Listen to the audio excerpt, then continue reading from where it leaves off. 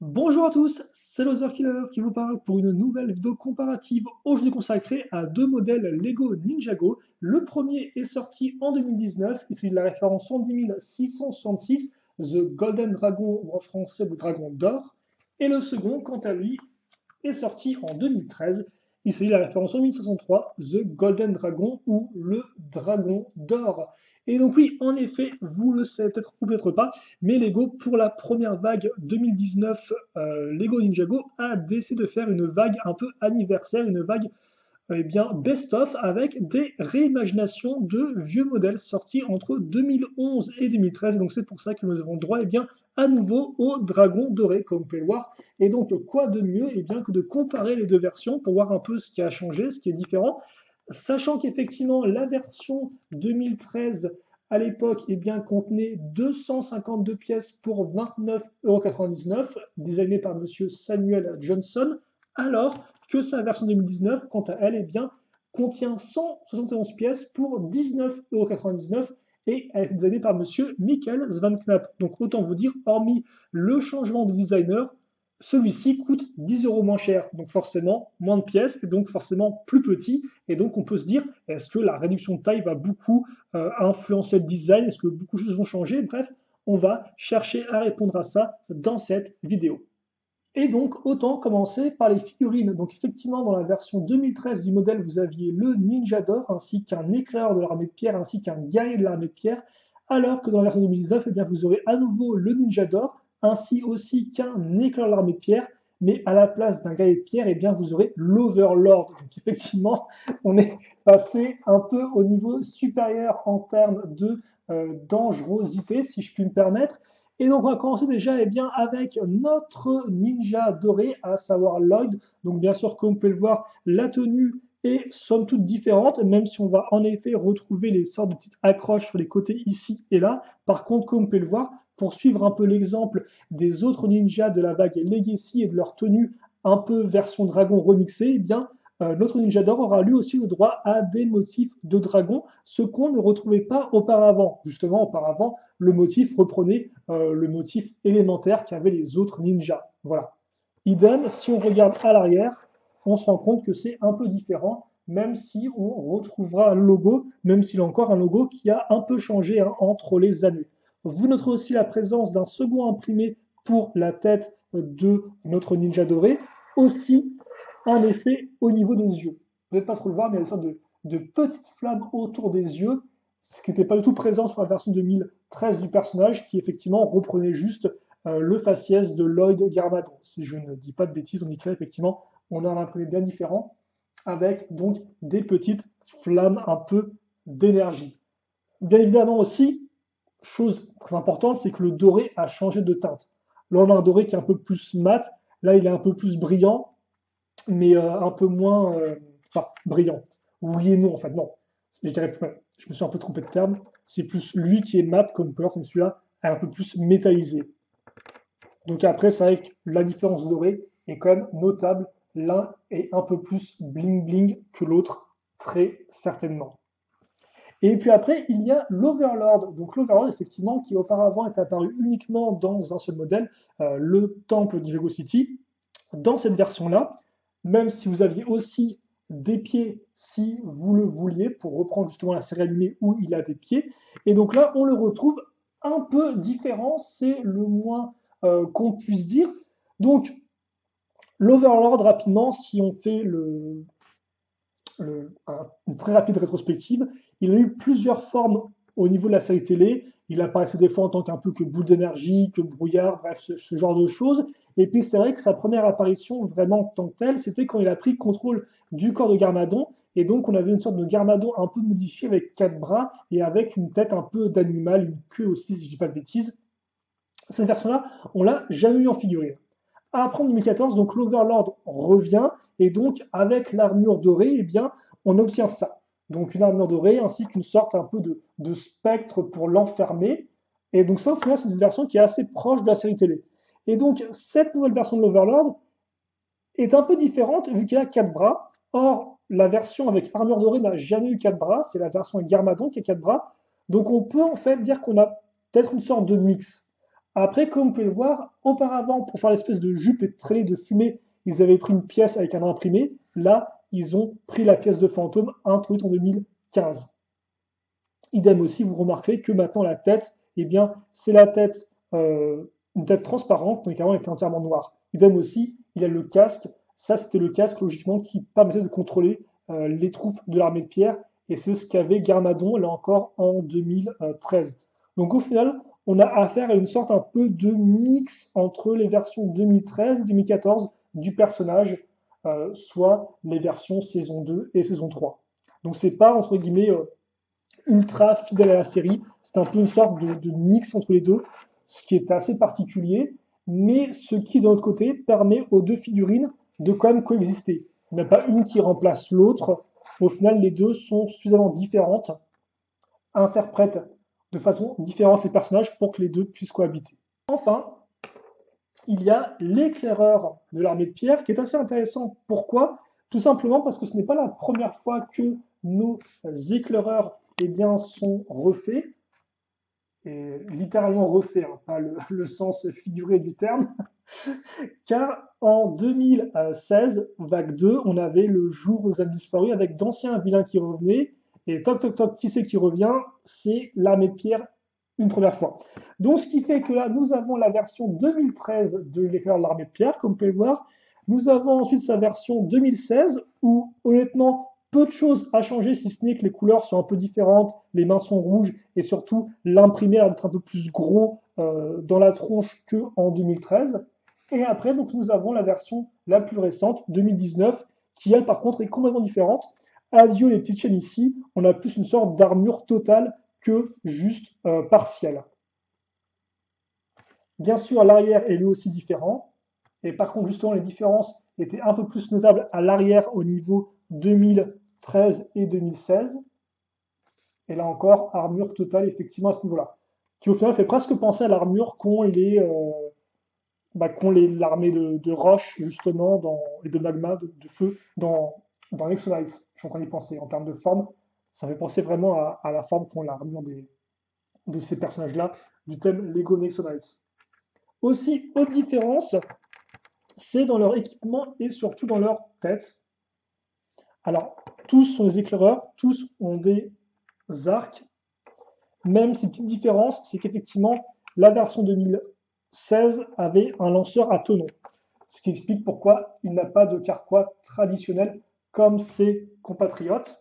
Par contre, les imprimés, eux, sont super importants parce que les couleurs sont à chaque fois différentes. En 2013, en effet, les éclaireurs étaient de couleur jaune, les épéistes étaient de couleur bleue et les guerriers de couleur rouge. Finalement, en 2016, tout le monde a une tête de couleur rouge et en 2019, du vert. Pourquoi? Je ne sais pas, mais bon, Lego s'est dit autant faire un max de couleurs différentes, je suppose, pour ces éclaireurs-là. Notez aussi la présence du bandeau ici. Quant au chapeau, si ils étaient similaires au début, ils sont différents à la fin, avec 2019 justement qui va introduire le nouveau chapeau donc qui est apparu en 2017 avec le film Lego Ninjago. Et donc voilà pour nos figurines, leur petite évolution au travers des années. Après les figurines, donc, place au dragon, à commencer avec celui sorti en 2013 qui va faire eh bien, 34,5 de long pour 10 à 32,5 de large et 13 de hauteur, tandis que le petit lui fera 23 de longueur, 11 à 18 de large et 10 de hauteur. Comme vous pouvez le voir, en termes de schéma de couleur, c'est la même chose forcément. Quelques petites différences toutefois, les pattes assez massives de couleur noire là sont remplacées par des pattes plus petites, donc avec du noir peut-être un peu moins présent. Idem, le vert qui était assez présent ici est remplacé là par du noir et des stickers. Et hormis ça, petit changement de couleur pour les fanions, mais sinon c'est la même chose.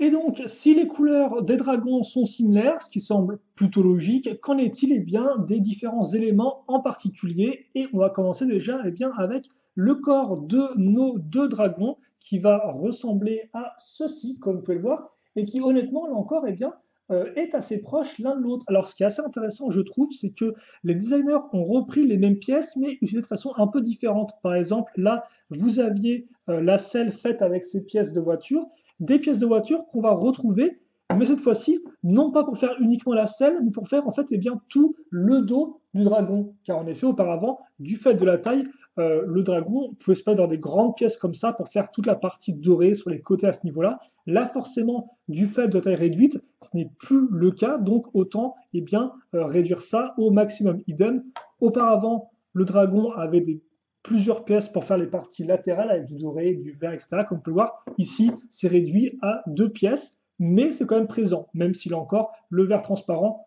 a disparu par contre, comme vous pouvez le noter. Idem, on passe de 2 fanions à un seul fanion, et si effectivement ici, la selle était un peu relevée et donc se détacher du reste du corps du dragon, là, comme vous pouvez le voir, elle est dans la lignée. On notera juste effectivement la pièce ici qui sera un peu différente et qui permettra par exemple eh bien, de raccrocher directement la figurine avec sa main ici, ce qui peut toujours être intéressant au niveau de scène de jeu. Idem, comme vous pouvez le voir, la forme du drapeau est différente. Pour le reste, au niveau de la queue, eh bien, ce sera un peu différent au niveau forme. Là, on passe à du 2 par 2 à du 1 par 2, donc on n'a plus vraiment l'occasion dans les grandes formes en biais comme c'est circulaire. On a quelque chose de beaucoup plus classique ici pour remplir.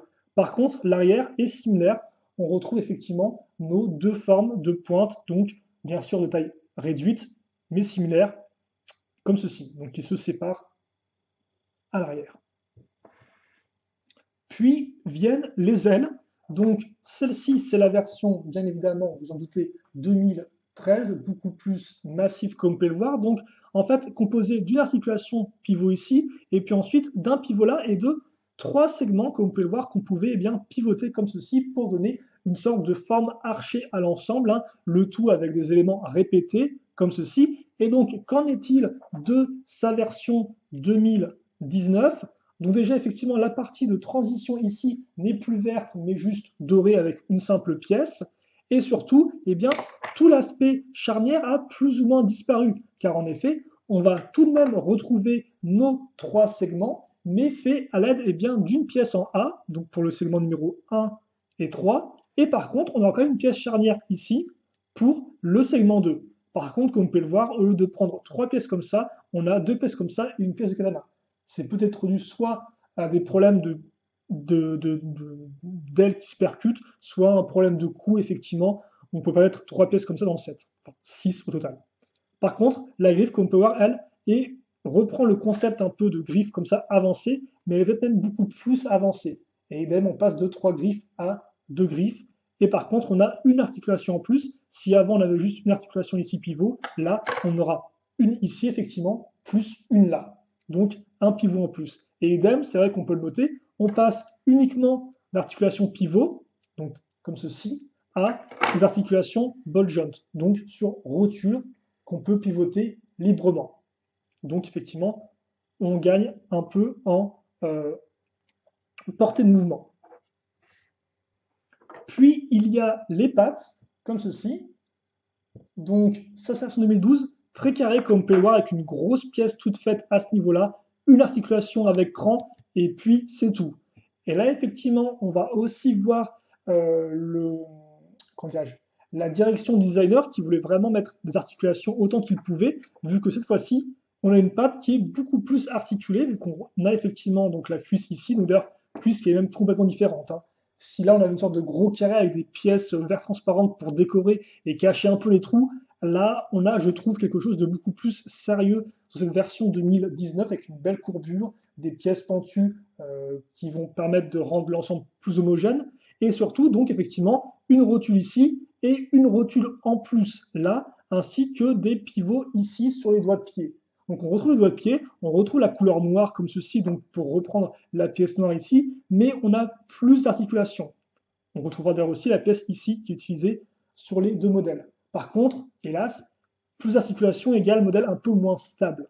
Ça, je n'ai pas dans ma revue vidéo, et je vous en reparle là. Effectivement, alors aux articulations dans tous les sens fait que des fois, eh bien, c'est pas aussi stable que cette espèce de gros module ici qui est une sorte de bloc, on peut le dire, un bloc, tout simplement. Et enfin, il y a peut-être le dernier élément et aussi le plus intéressant selon moi, c'est la tête. Donc voici la tête du dragon 2013. Donc effectivement, c'est une recoloration de la tête du dragon de terre, comme on peut le voir, mais en version dorée. Donc on reçoit le même moule, mais l'imprimé et les couleurs étaient différentes. Et sinon, même type d'accroche qu'auparavant, comme les précédents dragons, à savoir un gros lanceur entre les deux mâchoires. En 2019, le designer a décidé un peu de rendre hommage à ces grosses têtes en pièces toutes faites, en justement amenant bien, lui aussi sa propre tête, comme vous pouvez le voir, avec un moule tout fait. Ce qui est assez intéressant, en effet, quand on compare par exemple l'Ultra Dragon, qui avait aussi des têtes comme ça en 2012, et sa version remake 2019, bien l'Ultra Dragon, lui, a fait le choix de faire les têtes de dragon uniquement en petites pièces. Donc, comme les têtes de dragon récentes Ninjago à partir de 2014. Or, là, effectivement, ce n'est pas le cas. Ils ont décidé, autant rendre vraiment, je pense, hommage à 100% et faire nous aussi une tête avec des gros éléments. À moins que le fait de faire une tête avec des petites pièces dorées était impossible. Je ne sais pas. Et donc, voilà au final le résultat, ce qui est plutôt cool, car effectivement, contrairement à la tête de base, on a une tête qui peut ouvrir la bouche, ce qui est plutôt cool, 3 segments. Par contre, tout comme la tête de base, elle a un lanceur inclus. Donc comme on peut voir, on est passé d'un gros lanceur Lego Bionicle avec la sphère comme ceci à un lanceur tenon.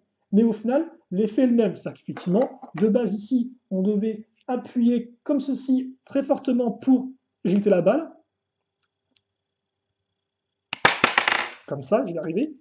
Tandis que là, c'est la gâchette qui va être appuyée contre la mâchoire supérieure et qui va lancer le tenon. Et c'est peut-être là justement où le bas blesse, où l'hommage commence un peu, selon moi, à déraper. C'est que sur ces dragons-là, en fait, si vous voulez, on avait effectivement donc le lanceur qui était inclus dans la bouche, mais comme on peut voir, le lanceur était tellement gros que ils avaient fait en sorte que le moule ait la bouche ouverte, ce qui fait qu'on a vraiment l'impression que le dragon a la bouche ouverte et il a l'espèce de sphère souvent dans la gueule, et ça rend plutôt bien. Or, le problème là, c'est que, je vais y arriver, là on a une gueule qui est presque entièrement fermée en fait. Donc on a une bouche fermée, sauf qu'à l'avant, on a quand même le trou qui est bien visible. Et ça, c'est vrai que d'un point de vue design, ça rend beaucoup moins bien, je trouve.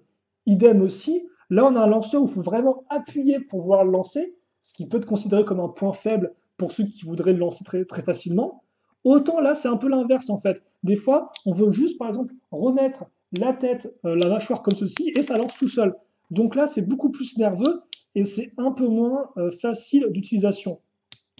Aussi, si on enlève le lanceur, comme ceci, on a quand même le trou au centre. Donc, et surtout, c'est ça le truc, c'est que effectivement là, ce qui est bien, c'est que le dragon, il peut ouvrir la bouche, mais le problème, c'est que quand il ouvre la bouche, vous avez tout le lanceur qui ressort. Or là, certes, la bouche n'est pas ouverte, mais le lanceur, bon, il est plus ou moins caché. Je ne vais pas vous dire qu'il est totalement discret, hein, mais il est plus ou moins caché. Donc là encore, c'est vrai que quand on ouvre la bouche, on se rend compte un peu de l'arnaque. Il a un lanceur dans la bouche. Donc, je, je reconnais le fait de vouloir faire un hommage, de mettre carrément le lanceur dans la bouche, c'est plutôt cool.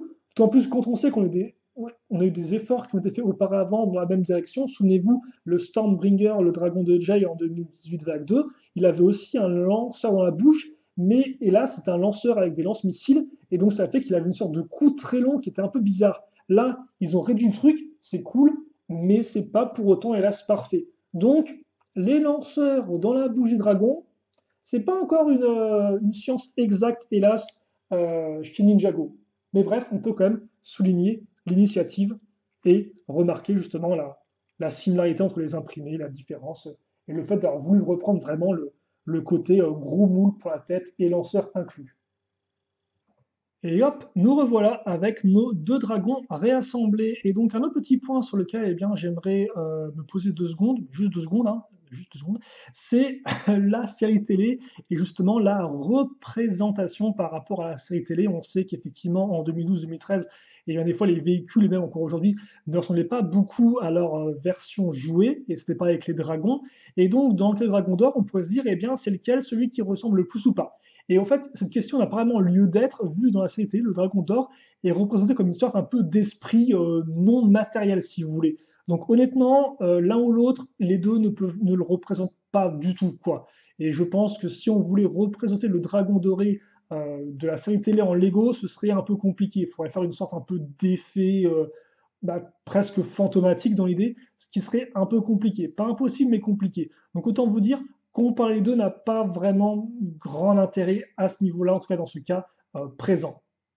Et donc après, eh bien, il reste qu'on a nos deux dragons. Et donc la question, forcément, c'est, bah oui, mais il y en a un qui est meilleur que l'autre, qu'est-ce qui se passe? Forcément, dans le cas où on a un dragon qui est beaucoup plus gros que l'autre, c'est toujours un peu compliqué de dire si le petit doit remplacer ou pas le gros. Pour moi, les deux ont leurs avantages et leurs défauts. C'est-à-dire qu'effectivement, bah, le gros dragon, ça reste un gros dragon, quoi. C'est le gros machin, tu le prends dans la main, tu le voler. Il a vraiment ce côté impressionnant avec cette espèce de grandes ailes qui partent dans tous les sens. Même s'il a encore, en pratique, les grandes ailes à déplacer, honnêtement, c'est pas le truc le plus fun de l'univers, hein, je peux vous le cacher, c'est pas top, quoi. Mais il a ce côté massif, ouais, il a ce côté qui fait plaisir. Mais après, ça, quand je le regarde, le dragon, bah, je me dis qu'il était pas parfait, quoi. Alors, visiblement, d'après son designer, c'était un des sets les mieux vendus de l'année 2013. Et je peux comprendre pourquoi. Ninja Doré, c'est le set le moins cher pour le choper.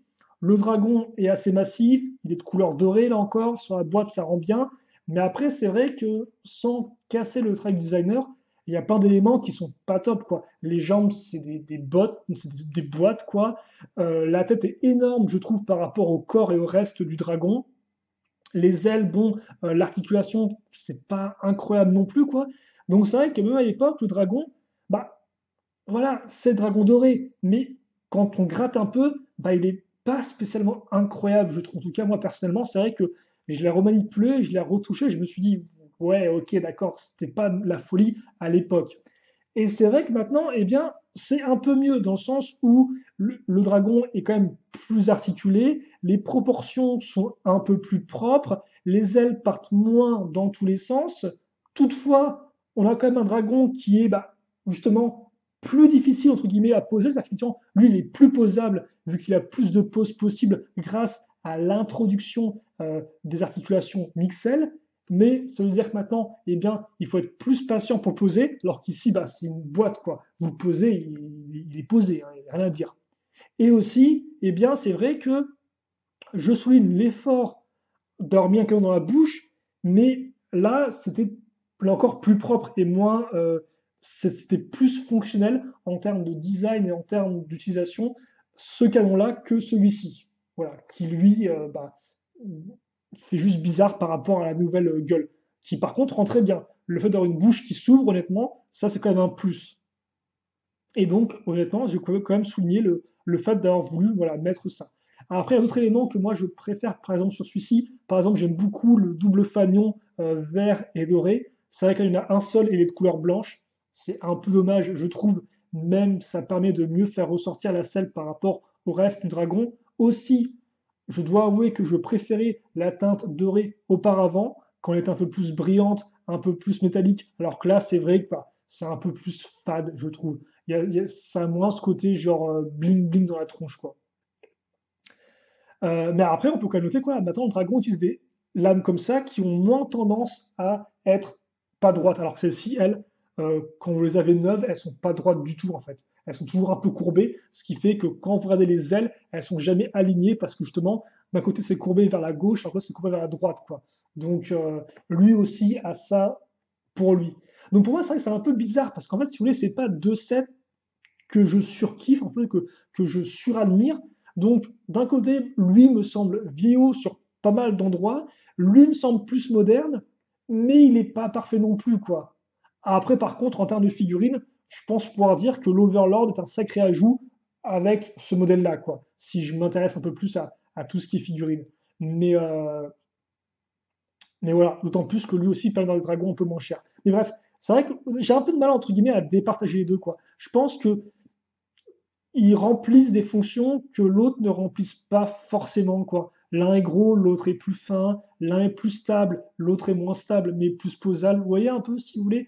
Donc, euh, donc ouais.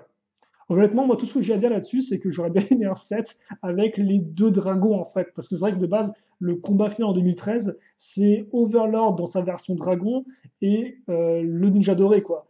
Or, effectivement, ça aurait peut-être une occasion d'avoir un set avec les deux, même si forcément, S'il y avait eu les deux, ça aurait été plus cher et ça aurait un peu cassé le concept de vendre un dragon moins cher à 20 euros, quoi. Mais on peut rêver, quoi.